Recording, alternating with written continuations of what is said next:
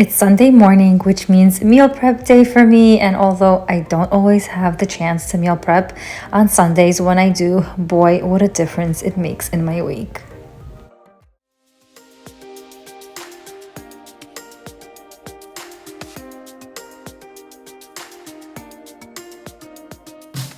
The first thing that I want to get going is my bone broth. I've made this previously on my Instagram account and you guys all loved it. I love doing it because it's just packed full of nutrients and minerals and it's so good for you. So I'm going to be seasoning the marrow bones with some salt and black pepper, putting it into the oven and letting them get a little bit cooked for about 20 minutes. After they're done, I place them into some cold water. Forever multitasking, as so many of us are. I'm going to be dropping them into water, as I just told you, and then later on I'm going to be adding in all the veggies. This bone broth is not only perfect for nursing mamas like me, but for the entire family. It's full of collagen and so many good stuff, which I'm sure you guys can read up on. And I like to store this in the fridge or even in the freezer and just take them out a little bit at a time. And it's just great food to nourish my body with. And I love to just get this done whenever I can. Now I'm placing in all of the veggies. I'm putting in some celery stalks, one large onion, some carrots, garlic cloves, some bay leaves as well, and I season that with salt and black pepper. And I let that go for about 24 hours until it looks like this. It has a deep color and all of the minerals from the bones are coming out. And that's it. It is all done.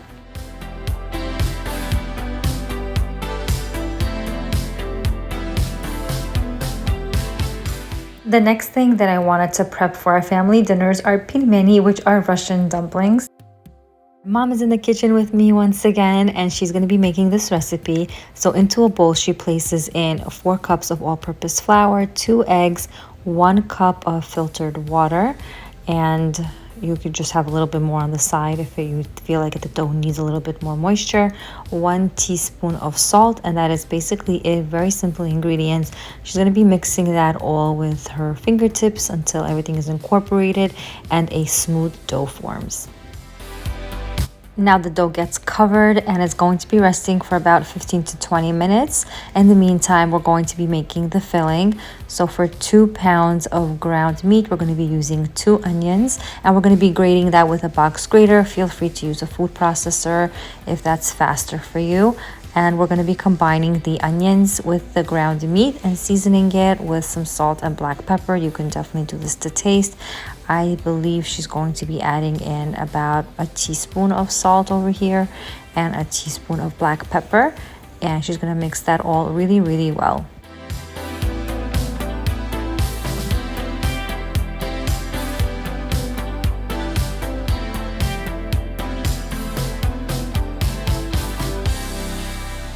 Now that all the components are basically done, the dough has rested, she's going to be splitting the dough into 2 and making 2 smaller balls out of it, so it's much easier to work with it than having this huge large dough that you have to roll out. So this is the interesting part. She's going to be using a long wooden rod to help her open up the dough, which is like old school Bulgarian, Russian style. I think a lot of Italian grandmas also use this method. I, for the life of me, cannot do it this way. I have to use like a dough opener. Oh my gosh, what is it called? It's an attachment basically that you can put into a stand mixer, and it helps you open up the dough. I don't know why, guys, I can't remember what it's called. Leave it in the comments down below. So that's how she's going to be doing it. So first, as you saw, she made the 2 balls and she's letting them rest for a few minutes, and then she's going to start rolling them out, generously flouring everything. And I don't know what this stick is called also. What do you guys call this? And if you guys are able to use this stick and roll out your dough, let me know in the comments below. I've tried and tried, but I just feel like I never make any progress. The dough just never becomes thinner. So I have to use a rolling pin or use one of those electric attachments that thin out your dough. This is such a convenient meal to have on hand in the freezer. The kids love it. My husband loves it. It's his favorite. And it's just nice to just be able to take this out, boil some of the peni or even fry them up. The kids love it. It's just so nice and simple. So whenever my mom is nearby, she's in my house, we definitely do make this to stock my freezers for easy, healthy meals that, are family friendly. Now that the dough has been thinned out, she's going to be using this motion of basically rolling the dough onto itself so that she can start to make slices to create even smaller squares, which you're going to be seeing coming right up. You can definitely make these as big or as little as you like. So she's going to be cutting them up right now, and then you'll see that they're going to turn into strips, and then all of those strips are going to be basically turning into little squares.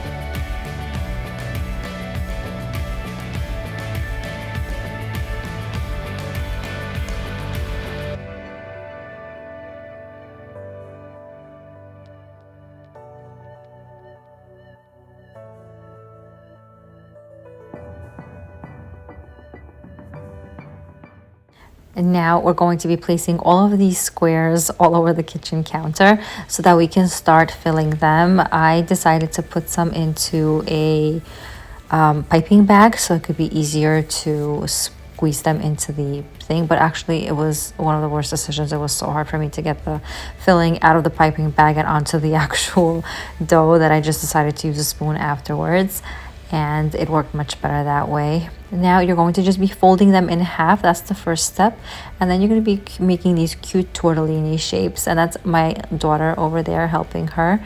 And I remember as a little girl myself, whenever my mom would be making this, we would be doing this together in tandem. She would be rolling out the dough, I would be filling them, and she would teach me how to make the tortellini shape. And now my daughter is doing it in the kitchen with her grandma, which is the sweetest thing ever. Using egg roll wrappers is a great hack for the dough if you don't want to make the dough from scratch. You could just make the filling, cut the egg roll wrappers into 4 or 6 pieces, and pilmeni are going to be ready and taste just as good. To store these pilmeni, you basically put them into the freezer so they could freeze really well, and then place them into a bag, and you can basically have that in the freezer for whenever you need it. So the next day, as you'll see right here, I come back from work, I take them out of the freezer, and I'm going to be storing them into this plastic bag. And now I'll have meals for a few days whenever my kids feel like it, or my husband and I will just take them out, either boil them, place them into soup, or fry them up for a delicious snack.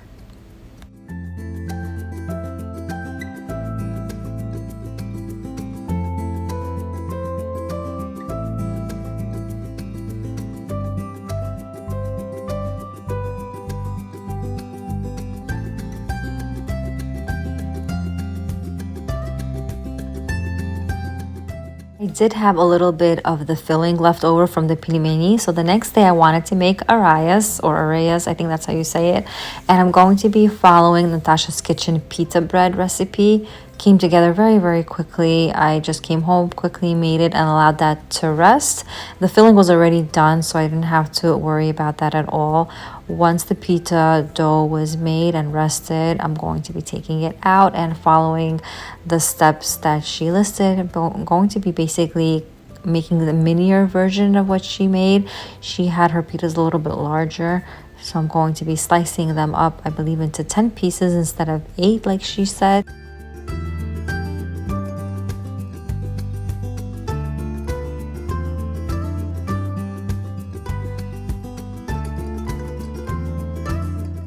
Each portion of dough that I've just cut up, I'm going to be forming into a ball, rolling it in the palm of my hands using the table, just so that I can make a very seamless line at the end. So whatever ridges you'll see, I try to flatten them out, roll them out again until they look like a perfect ball.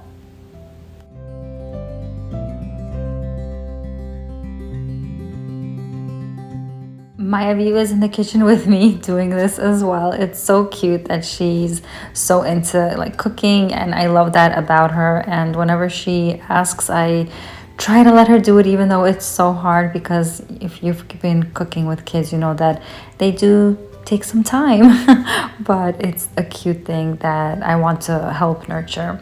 So as you saw, I basically rolled out each of the little balls into a circular shape using a lot of flour so it doesn't stick, and then I placed it into a hot skillet, and I'm going to be frying it on both sides. But I found that if I did not heat my pan perfectly, this is what happens. They don't actually puff up. So make sure your pan is really, really hot so that you can have that air bubble inside of it. Now that all of the pitas are cooked, and by the way, I was so shocked and surprised how easy it was to make pitas. I had no idea. Now that they're all cooked, I take the filling and I place it inside of it. I know that all of the other videos, you see them have this like huge stuffed pita with the Aras, but my kids would never eat that much meat, so I stuffed it according to how I know my family would eat it, so I didn't stuff them too much.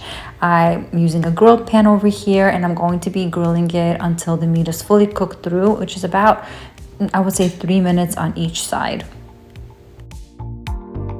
My favorite way of eating these arayas are dipped or drizzled with some tahini sauce. It is absolutely delicious. Now moving on to our next recipe. I always love to make these ahead of time as well. When I have the chance, which isn't often, I'm going to be making some stuffed grape leaves with my mom over here today. We're also going to be making stuffed onions, but I'm also mostly concentrating today's video on the stuffed grape leaves. For about 2 pounds of ground beef, I have 1 onion, 1 apple, and 1 tomato that I've shredded up in a food processor. I also have half a cup of short grain rice that's raw. I mix all of that up with some salt. I use about 2 to 3 teaspoons of salt, and this is my method of folding in the grape leaves.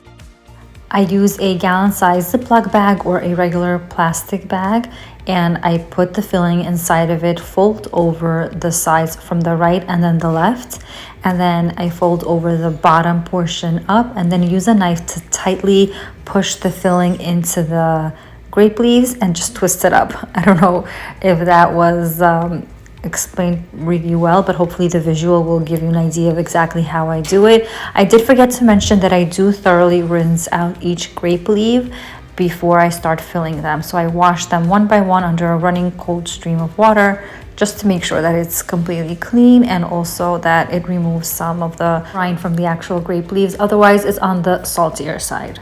You can see the pot where I'm placing in the stuffed grape leaves. I already have there about a 1/4 cup of avocado oil, 1 cup of tomato sauce over there. You could also add in some marrow bones to it if you prefer. And then I just layer on all of the grape leaves on the top. And then I top all of that with some more tomato sauce and some water, filling it a little bit more than 75% of the way. And over here in the background, you can see us doing the stuffed onions as well.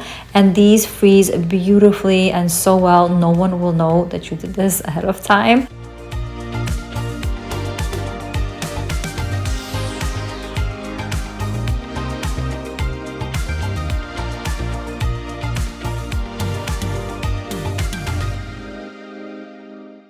And there you go, everything is beautifully packaged and labeled and ready to go into the freezer.